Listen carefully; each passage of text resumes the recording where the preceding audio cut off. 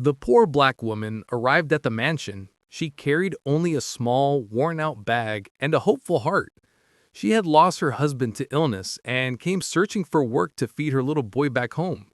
Her hands were tired, her clothes faded, but her spirit was gentle and full of love.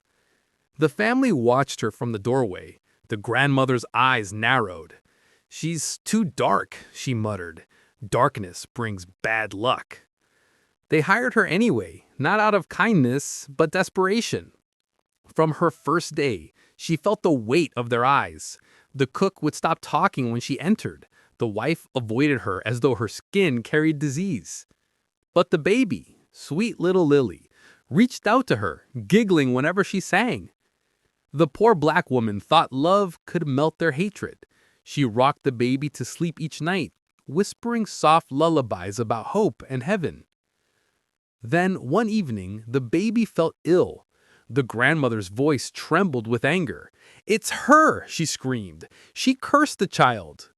The wife's palm struck the woman's cheek before she could speak. "Don't talk back. You'll clean until morning." That night, the poor black woman scrubbed floors until her knees bled.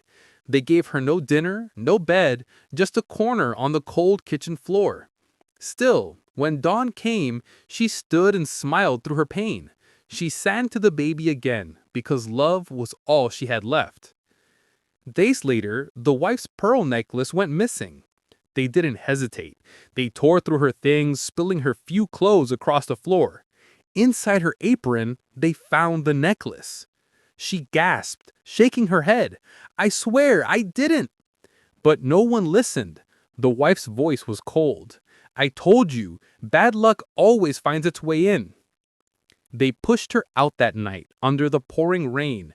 Her shoes fell apart on the gravel road. Behind her, she heard the baby crying, reaching for her, but the door slammed shut. That night, she sat under a tree, drenched and shivering. Yet, she whispered a prayer, not for revenge, but for the baby who would one day grow up. Years later, that same baby, now a woman, found an old photograph in a box. A dark-skinned woman holding her as a child, smiling softly despite her worn dress. She didn't remember her face, but she felt something deep and warm. A love that time and cruelty could never erase. The poor black woman was gone, but her kindness remained like a quiet light that even hate could not put out. Like and subscribe for more stories.